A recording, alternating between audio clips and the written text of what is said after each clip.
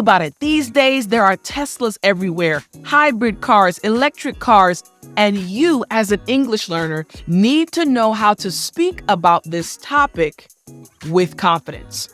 So, are you ready for this week's episode? Well then, I'm teacher Tiffani. Let's jump right in. All right, the very first word I want to teach you is commute. Excellent. Again, after me, commute. Very good. Now, this word commute, it literally just means to travel regularly between your home and your place of work or study. Now, I want you to think about it like this. In the morning, you wake up, you get dressed, you have your breakfast, and then you walk out of your home. You either drive to work using your car, or you take a bus, or you take a train. In order to get to your office, or if you're a student, in order to get to your school or your university, you have to take a specific mode of transportation. What are you doing? You are traveling between your home and your place of work or your place of study. In English, we say commute. Excellent. You're so smart. All right. So let's check out these example sentences that use the word commute. Here's the first example sentence. Finding shorter commute options reduces travel time and environmental impact. Again, finding shorter commute options reduces travel time and environmental impact. Sentence number 2. Opting for carpooling or cycling can alleviate traffic and make your commute more sustainable. And finally, many people commute to work by car, contributing to traffic congestion and pollution. So again, for the very first word speaking about eco-friendly transportation, we have the word commute. Excellent. All right, let's move on to our second word. Again, these words are going to help you speak English more fluently and confidently. Don't forget, the 5 words that I'm teaching you today are from my free English vocabulary newsletter. Every day from Sunday to Friday, I send out 5 new words on a specific topic. So if you want to get it via email, go to dailyenglishvocabulary.com. All right? So let's continue. Our second vocabulary word is congestion. Very good. Again, congestion. Excellent. All right. This term congestion, it literally just means the state of being overcrowded or blocked up. The state of being overcrowded or blocked up. For example, going back to our initial situation when you were leaving for work, either by car, by bus, or by train. Now, let's say you get in your car and you're ready to drive. You're ready to head to work. And then you get to the highway and there are cars everywhere.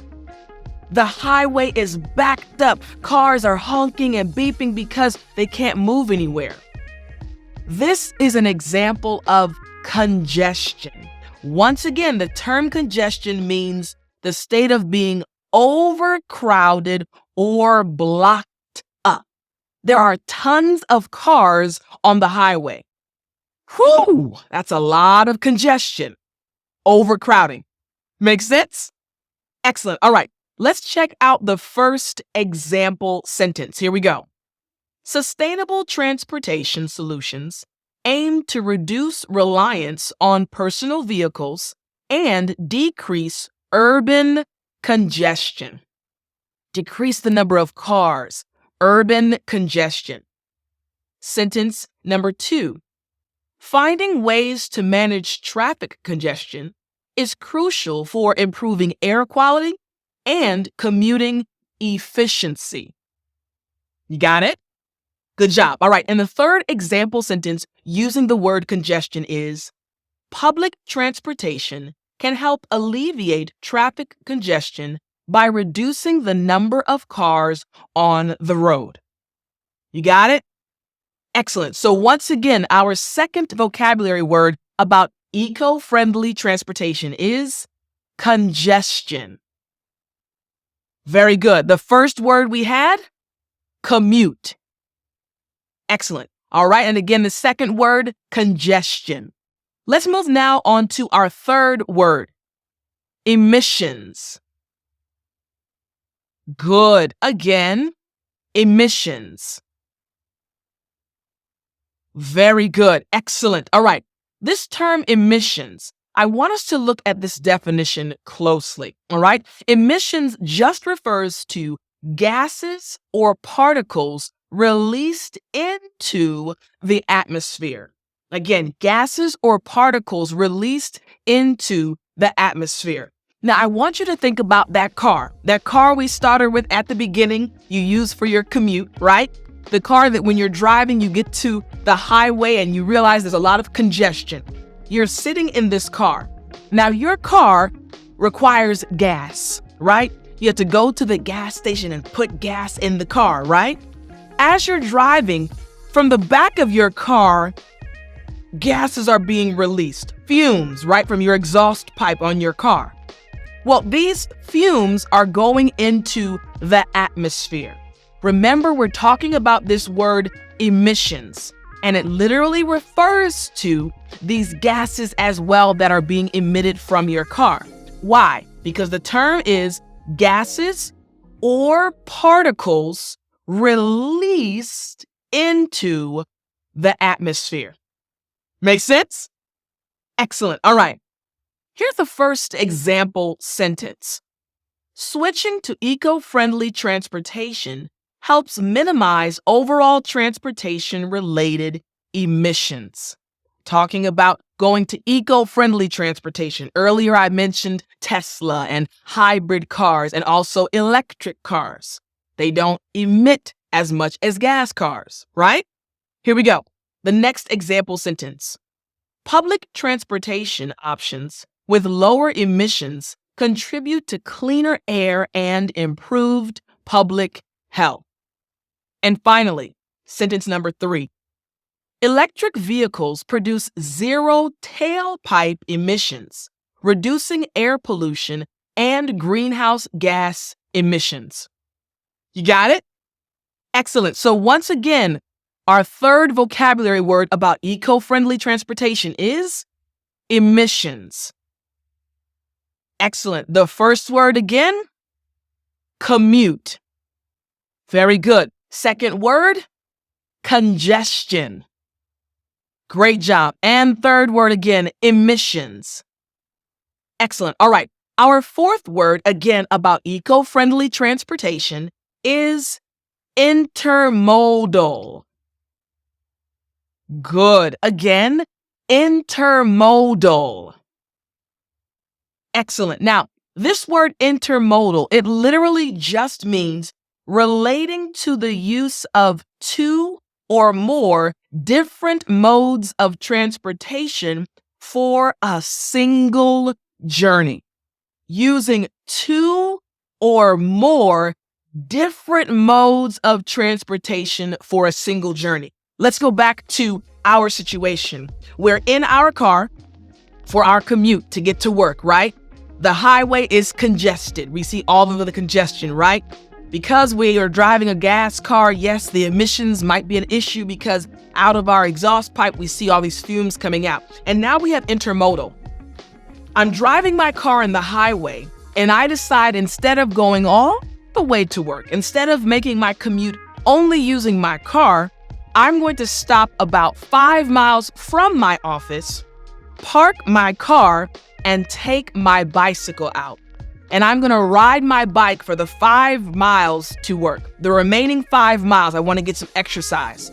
That's two modes of transportation, a car and a bicycle. Again, intermodal, relating to the use of two or more different modes of transportation. You got it? Excellent. All right. Here's the first example sentence. Planning intermodal journeys allows you to combine several eco-friendly transportation options for your trip.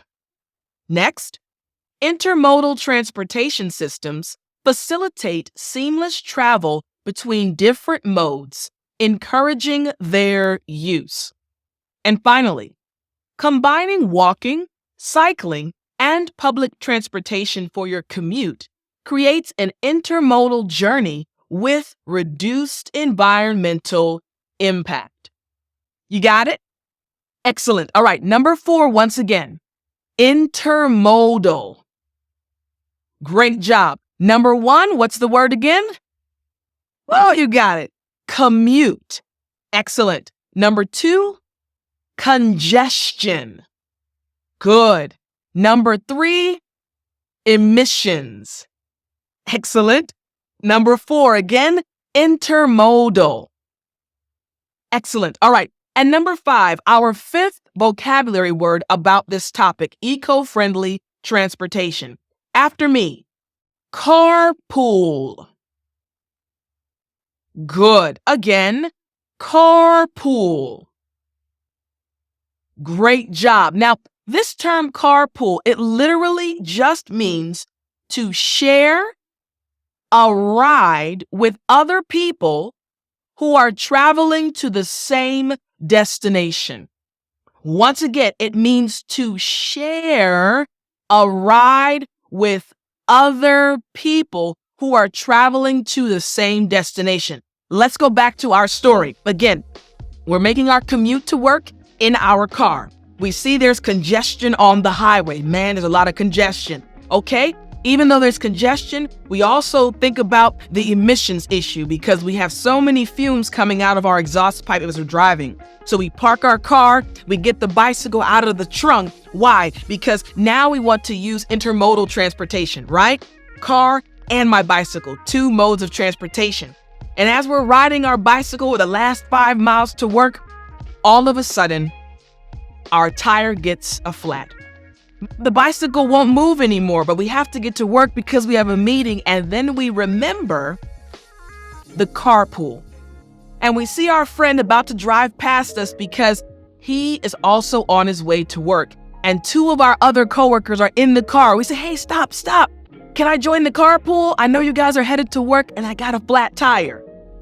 We join the carpool again to share a ride with other people traveling to the same destination. You got it? Excellent. All right, let's check out now these example sentences. Here we go. The first example sentence. Carpooling is a great way to reduce traffic congestion, share fuel costs, and lower your carbon footprint. Next, apps and online platforms facilitate easy carpooling arrangements. And finally, by carpooling with colleagues, you can save money and contribute to a more sustainable commute.